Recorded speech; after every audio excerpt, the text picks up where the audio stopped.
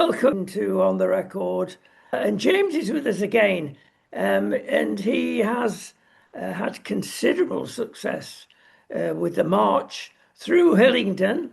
Of course, this was, as you recall, tremendous problems in the local community because in your community, James, there were more than the average hotel being taken over, and people were frightened to go out day and night. Yeah, it's just become the norm now, unfortunately, and it is a very sad thing to try and wrap your head around. That we have to accept this as the new normal, especially with the amount of schools in the area, and like you say, being surrounded by so many hotels that are now being currently used for undocumented illegal migrants, and various HMOs as well spread around the area. Now, the control over these hotels obviously goes to Home Office, government level. I know that the county council and the local councils are also involved, and they do certain amount of searches to see whether it is compatible with an area. But when you look at how many hotels in your area close to schools, it's gone really OTT, hasn't it? Yeah, I mean, I can sort of count immediately sort of four or five schools that are within the vicinity of the Holiday Inn, which is based on the Heathrow Interchange roundabout. You've got the Novotel Hotel. You've also got the Crown Plaza and the Mercure Hotel as well. There are a number of HMOs currently all the way through Harlington, which is a bordering area to Hayes. You've also got them in the area of Sipson.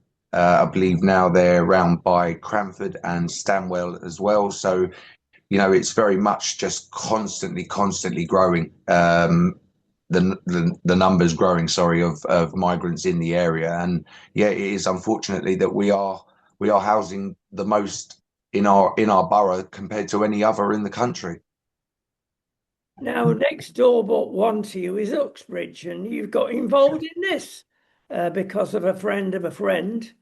And of Yeah, course, we're all aware of this horrendous stabbing that's gone on there, and we're in the middle of this at the moment. In fact, we've managed via yourselves to get some footage of the actual stabbing event, which we're not going to show. It is horrendous yeah, at the it is a moment. very hard one. The police are involved, so we've got to be careful what we say and what we actually put on the screen. But having seen it myself and you've seen it, and it's a repeat of many other events. I mean, frenzy is the first thing that comes to my mind when you see an event like that. It seems totally mindless. And Yeah, it, we are at the beginning of things when there was a sort of minor cover up. Oh, he's been in the country for X amount of years. He's been accepted officially as being an immigrant.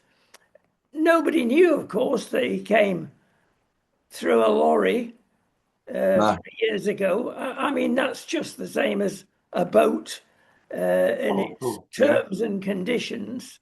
So, yet another illegal immigrant has caused this to happen.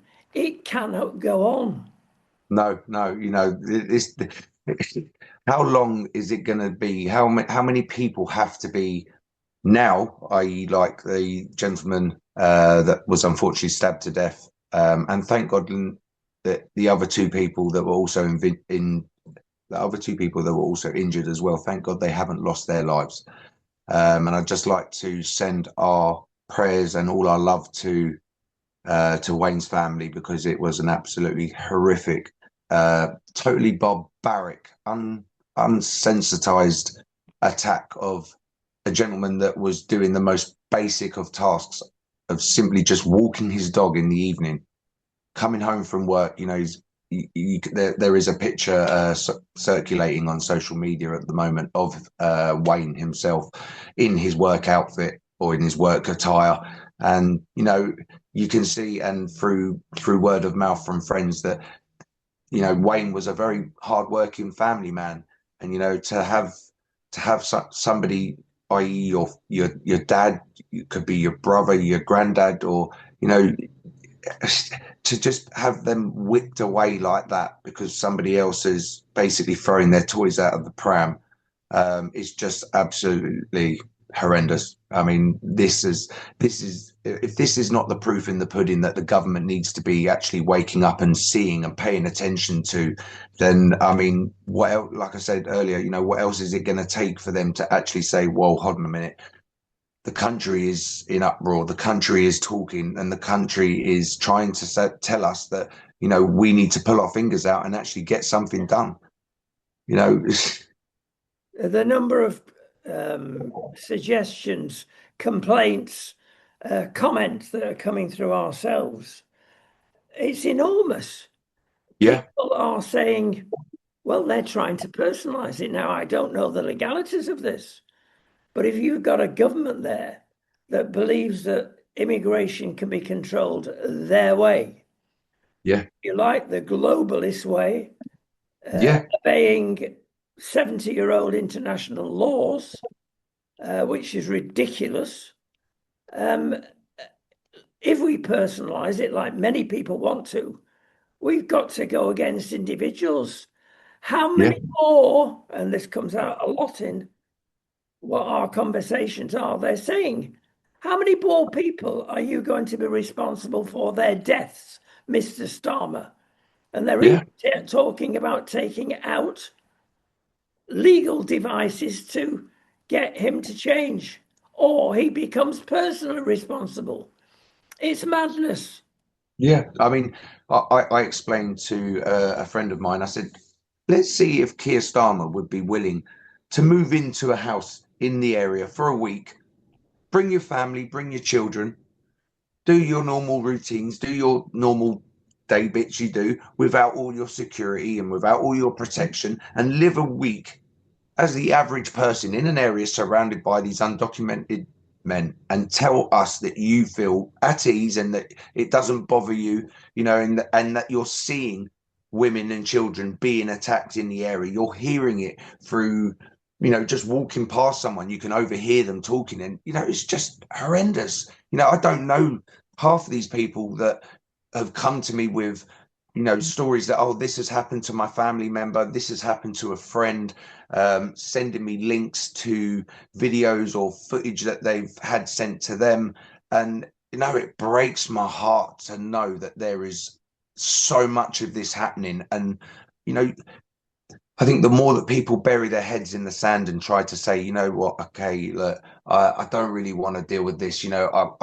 It's uh, people are too afraid of offending everybody else, and at the end of the day, they're putting that before the beliefs of their own country, and this is where this country is going seriously wrong. And the head honcho sitting on that horse, leading the way, is just plummeting this country down into that massive black hole, and we will never get out of it if that is how we are going to end up continuing to go. Well, we get through our news desk advices, and you've got to have a nose for this, but it's obvious after some time. Oh, there's been a problem in Uxbridge, and a brief description. Early days, Yeah, but of course, a lot of this was held over to the following day, which again needs investigation. But yeah, totally. early doors, you get a sniff. And I said, this is another ethnic problem before we knew what nationalities were involved. Yeah, Why? Because it's standard, the behavior in a number of countries. There's no justice in many of these African countries and other countries, of course. So they have to defend their rights or perceived rights, and they take justice in their own hands. yeah, They can't yeah, rely on their local police force. And yeah. I mean, people are very naive, and they believe from what they see or what we are allowed to see, or what BBC or ITV, what they allow us to see, because obviously there is a filter. They unfortunately, I'll put it out there that they are funded by the government, so they are going to hide certain things, and they're not going to give you the whole truth. 100% of the time. So, you know, yes, there are problems with, like you say, in Africa where these people are having to fight to survive and fight just to eat. But this isn't just now a problem just within the nation of Africa. You know, this is now becoming a problem in Eastern Europe, and a lot of these undocumented men that, and to be honest, I have seen videos of some undocumented migrants with scars down the sides of their faces where they've obviously been in altercations. They're now walking around in just average clothes, the same as everybody else now, where they're being provided with the luxuries of money cards and so forth, so forth. But yeah, this, you know, unfortunately, it's not just labelled to one individual state in America or individual countries within you know a set place, you know, and it is such a shame because England has always been such a brilliant country for, you know, showing off our history and showing off our heritage, and to now have someone that's just allowing everything to happen the way that has been happening is just shocking. Well, we've noticed there's been a real sea change in journalism. And this again is about to hit the press big time. If it's allowed, it will certainly hit Yeah, our side yeah, of the press. To get as an example, the Prime Minister, anybody from the Treasury of import on your programme, you've got to almost become part of the blob, the yeah. establishment, and you're controlled very cleverly. Oh, well, if you want that interview, you've got to go easy on this. I mean, there's nothing in the open. It's all, No, there's always restrictions on everything that, you know, they're quite happy to put your story out, but they want you to put your story out the way they want, the way they they. want it under their terms. Now, you've had this problem over this last issue with ITV. Yes, yeah. We did actually reach out to the woman, or well, sorry, let me rephrase that. The woman that actually filmed the footage of the frenzied attack actually reached out to a colleague of mine who has her own business locally.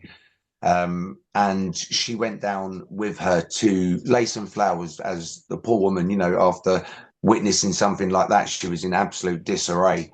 So my colleague sort of took her under her wing, gave her, you know, took her in for a cup of tea and a chat to just try and help her calm and just relax herself back to, you know, instead of acting how, you know, how any of us would after seeing such a horrific event. Um, and so obviously one of the gentlemen reporters from ITV had actually given us his number and said, look, you know, we'd be interested in talking. So we reached out to ITV last night and this morning to be completely and utterly dismissed. The only thing that they were interested in solely was, can you put us in touch with the victim's family? We want their story. Totally oblivious and total disregard to the fact that this is not the only issue within the Hillingdon borough. You know, yes, it is an absolute devastation that this has actually been allowed to happen, and the fact that this undocumented migrant man has come into the country 4 years ago or three years ago on the back of a truck, then allowed to stay, and then, you know, and this is the product of our government now, you know, and it's just horrendous. I'm speechless, and upon giving giving ITV the facts of, you know, that isn't the only issue going on in the area. You know, we tried to explain there are women and children being sexually attacked and groped. There's schools being currently surrounded by these undocumented migrant hotels, and the only thing that they commented on was, we've already done 2 stories within the area, and it had absolutely nothing to do with any of the schools, any of the attacks, any of the hotels. It had absolutely nothing to do with any of it. Yeah, they're on safe ground with the traditional tearjerker journalism, put it that way. Yeah, And yeah, many of them follow that line. Now, it's difficult, especially for you, James. You're not very well. Uh, No, you're full of radiation from CAT scans and MRI scans. And if anybody should become a couch potato, it's you. But you're not, you're still doing things. And no, you've got yes, to congratulate yourself for getting up and carrying on. Good for the psychology and all this, of course. Uh, no, no. I'm not a couch potato, and I never have been. I'm, as Marilyn put it, I always try to aim to be an upstander instead of a bystander. I do believe that, nobody's going to help you except for yourself. So at the end of the day, I don't see any sense in me moaning to everyone left, right, and center about my problems, because everybody has their own problems. Everybody's got their own issues and their own lives to deal with and get on with. So, yeah, unfortunately, I do actually suffer with two prolapsed discs in the back of my neck, which are degenerative. So, unfortunately, the condition is never going to get any better. I get spasms of pain left, right, and center. Could be 5 minutes down one side of my neck, to 2 or 3 days, or even a couple of weeks, where it actually restricts me even being able to get out of bed sometimes. So it is very up and down at the moment. With the tablets I'm on, they do help, granted, but there's only so many times that you can keep pumping yourself full of tablets, before you start to be. I believe the word would be, or the correct terminology would be, you start to feel numb. I feel like you sort of end up becoming a shadow of yourself, or you sort of end up standing back from yourself and looking down, and it's like, do you know what? That's not me. So yes, unfortunately, I am currently signed off from work, due to my back condition, but I'm not going to just allow myself to sit by and watch everything that is happening in my area and not put my voice out there to say, no, enough is enough. a classic follow-up of this is depression in one form or another. Yeah. What do you do to stay on the straight and narrow? Um, Now at the moment, my daughter's just reached 16, so she's in college, and so proud of her. She is aiming for the stars and continuing to head that way as well. So, really proud dad at the moment. And I've been keeping myself busy with promoting everything that we're doing, by getting our voices out there. Myself and a group, which I explained to yourself in our last interview, we've started a movement basically under the narrative of Hillingdon Says No. Now, this is a group of very concerned parents that have come together, and thrown a whole bunch of ideas together to get our voices heard, make people aware, make everybody aware, like Epping has and like Southampton has, that the issue is continuing to get worse. So we have our next big event after the last one we currently had, which was on the 18th of October, which was a family friendly protest down in West Drayton, which we did a march up to the hotels and came back for a family event at a local pub within the West Drayton community. It went fantastic. We had people turn up. There was no violence. We had no issues or altercations with the police, and everybody felt it went down as a complete and utter success. So our next big thing now is we are doing a Remembrance Sunday walk on the 9th of November. Well, let's call it a hybrid adventure Yeah, because you're combining the Poppy Day, the 9th, yeah, with what we've been chatting about, the yeah. local events that are not local. They're national events, of course. You're doing this stand locally. Now, how is this going to work?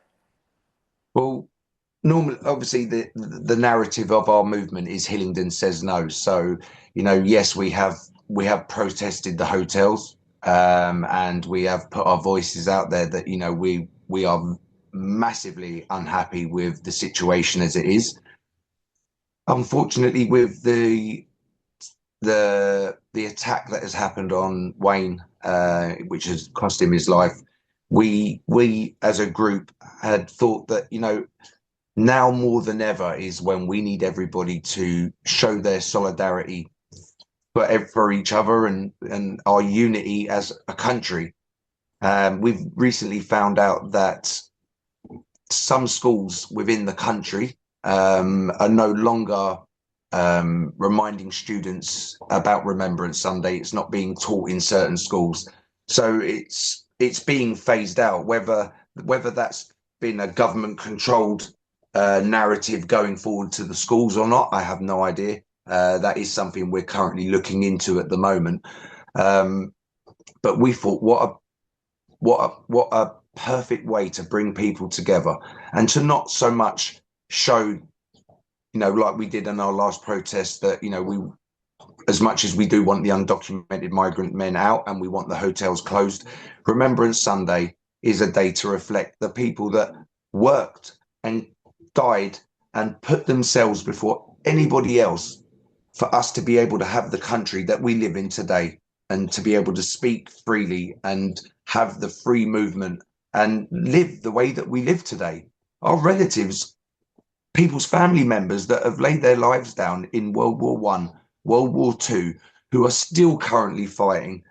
And then people seem to forget as well about their wives and their families that are sitting at home waiting, not knowing whether their loved ones are going to come home.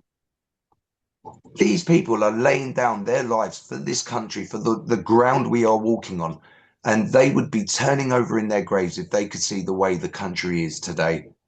Well, we're skating on ice, to continue the simile, because these people died many decades ago for the freedom we enjoy today, Yeah, and the yeah, freedom which the legal and illegal immigrants are enjoying.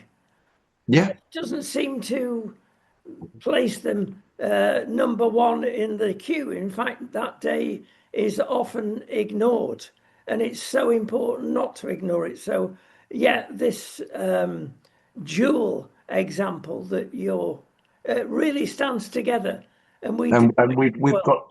we've got some speeches lined up as well, and Yes, you're we, giving one of these speeches and putting this yeah, in focus. yeah. I've so after we leave Mulberry Parade, where we will be meeting on Sunday, the 9th of November, we will take a walk down to West Drayton Cemetery, where they have a war memorial there.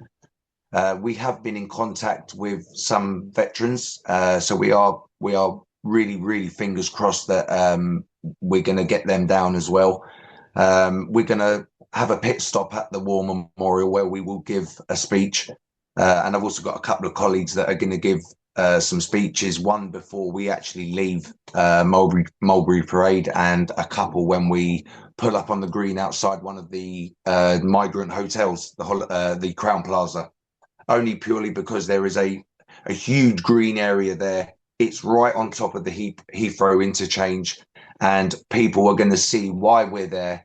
They're going to see that, this is an honorary day. This is a moment where we need to pay our respects for the people that have laid their lives down and given us what we do have today. And we need to continue reminding our children and our grandchildren, and we need to say to the government, or not even say to the government anymore, we need to tell the government, enough is enough. You need to be pro-UK. Put your people before the people you are allowing to come in illegally through boats, on the back of trucks, coming in any means that they can, and to just be given luxuries at the drop of a hat is just absolutely insane.